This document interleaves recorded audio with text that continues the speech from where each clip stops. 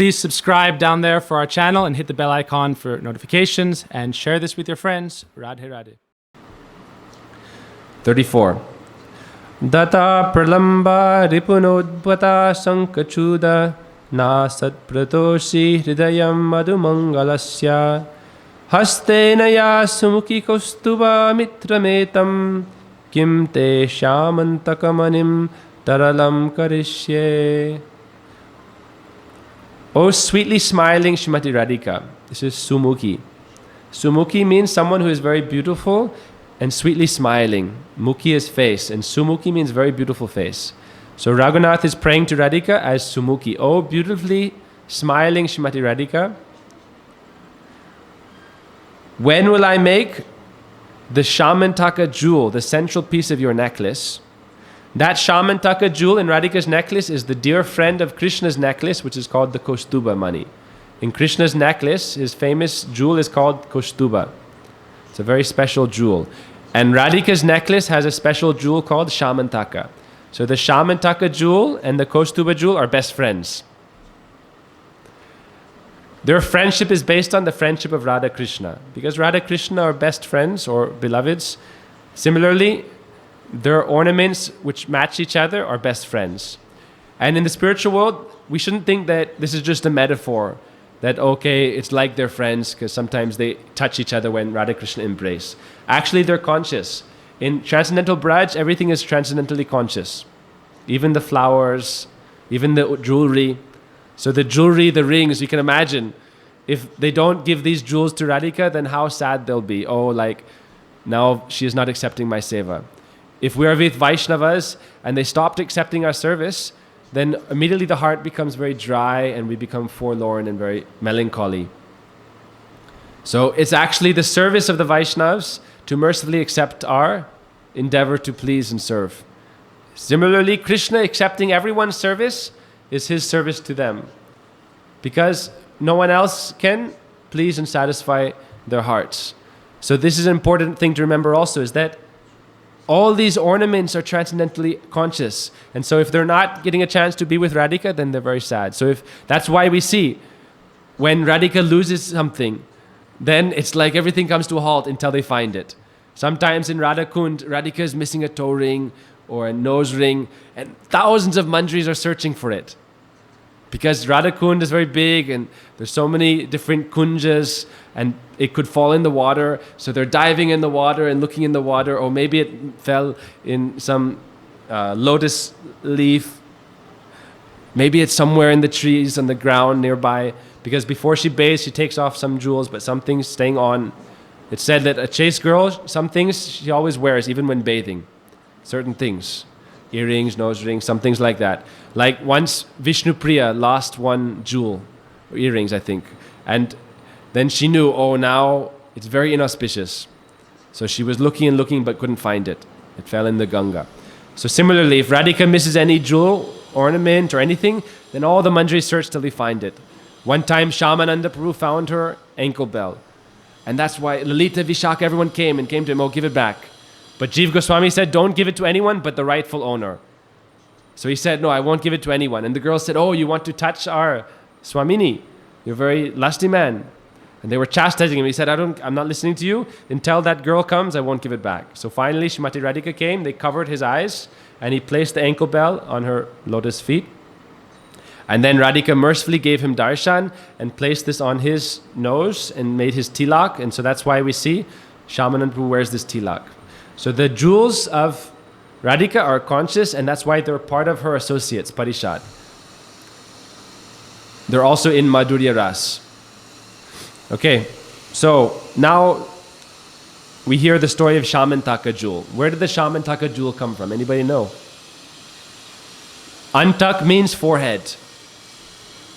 Antak. So this jewel came from a demon called Sankachud. This also shows us that even a demon has something nice that can be used in service. All the demons who came to Braj got engaged in seva. Even Putana. Putana was like a very scary witch. And she was poisoning many kids. It's like a very horrible thing. Infanticide. It's like the worst kind of murder.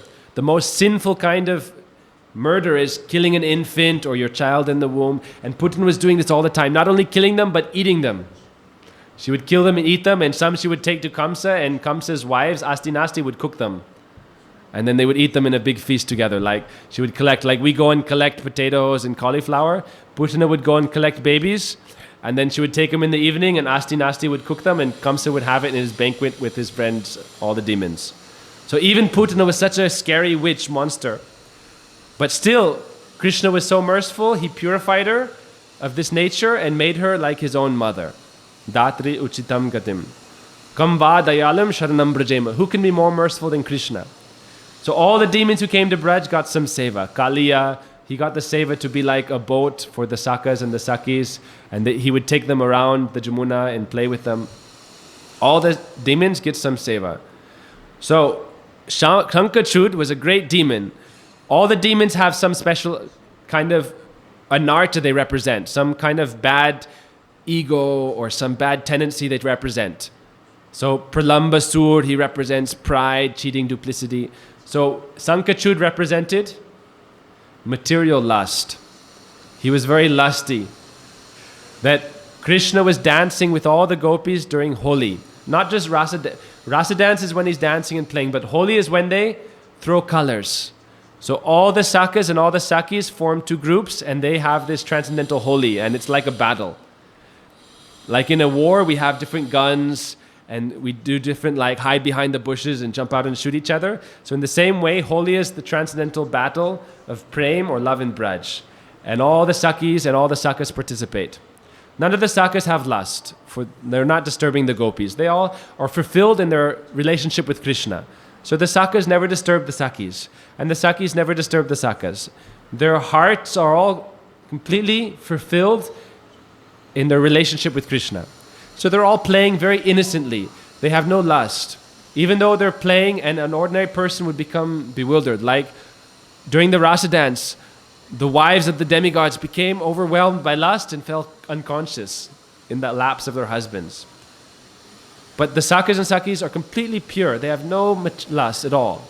Even Cupid personified tried to come and disturb Krishna and the gopis, but he had to leave. He was completely defeated. That's why Krishna is called Madan Mohan. He completely destroys and defeats lust. Madan Mohana and Kamadev. So Krishna and the gopis were playing in Holi, and sometimes they throw flower pollen. It said in the book, there's a book called Radha Krishna Ganadhis Deepika, and the services and names of all the associates of Radha Krishna are described. So some of the gopis have the service of making flower bombs. So during Holi, they'll throw these flower bombs, which are like grenades. You throw it, and then it explodes with color, like a cloud of different fragrant color. It's not just, nowadays we do Holi, and it's like some kind of soil mixed with some colors or some powder or chemicals. But the gopis collect pollen from flowers and minerals and things like kumkum, and they use these. So they have all different colors. So the gopis, we can imagine, all the Sakas, all the Sakis, like if you ever are a kid, you have like snowball fights. You know, you ever have like snowball fights? So the Brajbasis, they're doing this with, you know, snowball fights, no? You never had a snowball fight? Like when it snows, you collect snow and make balls, and then you have like a pile and a fort, and you have different areas, and you run and you hide and you throw it at your friends. But this is with flower balls. Like they encase it, and some of the gopis know how to do, like make it explode. So sometimes they throw these and then it'll explode on the enemy, or Krishna and the Sakas. Mostly it's Krishna and the Sakas fighting with the Sakis. So sometimes Krishna is going and trying to, it's like playing tag also. You know, Krishna is trying to go and catch Radhika, but then Lalita, Vishaka, they're all blocking, and then Krishna is trying to come, but they throw so many of these that it's like Krishna becomes overwhelmed. Because some flowers' fragrance are so powerful that when you smell it, you become intoxicated. Like we see some kinds of bumblebees and honeybees, certain flowers make them intoxicated. And they go and they smell the fragrance, and then they become drunk and they cannot find their way home. And they become lost from their hive. Even in like our New Braj, there's certain flowers there that when these flowers blossom, all the people who keep the honeybees don't let them out. They have to keep them hidden in their homes, like in their in their houses, their boxes. Because if they go out, then they go and smell these flowers, they become completely mad and intoxicated, and they can't find their way home.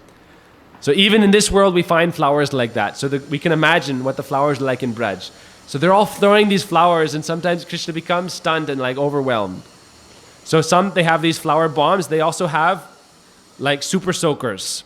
Like when we're playing in swimming pools, kids, they have these big guns, and you can shoot it and like jets of water come out. Very powerful jets, like machine gun water jets. So the gopis have these guns made of like gold with gems. And you can see we have paintings of Radha Krishna where they use these. So you have like something you pull back and then you push it and like a jet of water comes. So they have all these different weapons. They have their flower bomb grenades. They have their water jets. They have regular powder. So they're all playing and fighting with this. So during this, all of them are absorbed in this beautiful ras. In this Holi, then all the different rasas, like not only Madhurya rasas there, but the secondary rasas, which are hasya, laughing and joking. They are laughing and joking. Then virya, chivalry and competition. The sakas are trying to beat the sakis are trying to beat the sakas. Also, there's different groups of the sakis playing, like those who are Shaibya, Shamala, Bhadra against Radhika's group. Sometimes they ambush them, or they hide and lay in wait and jump out and ambush Radhika's group. Sometimes Radhika's group attacks the Saka's group and ties them all up. So in the middle of this Holi, then this demon called Sankachud came. Sankachud was sent by Kamsa. And he was very strong because he had this special jewel. We see like snakes, they have these jewels on their head and it makes them very strong. And if they have that on them, they cannot be defeated. But if you take that out, then they become weak. So Sankachud was very powerful because of this special jewel that had mystic power. Jewels have a certain kind of power. That's why we see kings and queens. They like to wear gems because it gives them more power. Even gold gives you power. If you wear a lot of gold, it gives your body more strength. And especially these gems, like we can imagine, he's wearing a gem that's like huge. So it gives him so much Shakti. It's not working, huh? Okay, so anyhow, we'll finish with this verse, okay?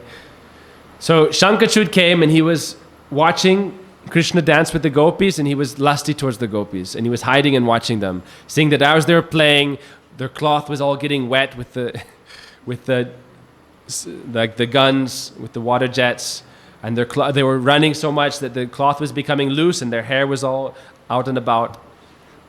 But the Sakas and Sakis are absorbed in the innocence of their play. But Sankachud was very lusty. And so he was thinking, I'll catch the gopis. I want to get the gopis, enjoy them.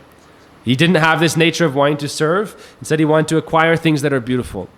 And so, as this was happening, in the middle of this Holi, like sometimes they have to play hide and seek. Not hide and seek, but like sometimes you're hiding and waiting for the other party to come past, and then you jump and ambush them.